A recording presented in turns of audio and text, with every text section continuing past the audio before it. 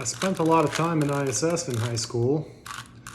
One of the things that I learned in there is how to do the Rubik's Cube pretty quickly.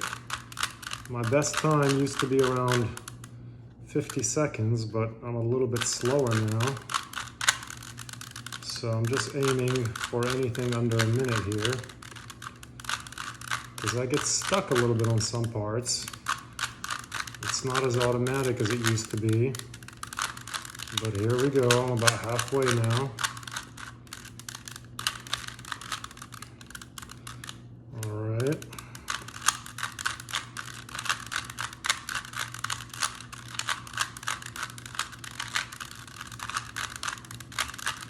Just the finishing part now. Almost there.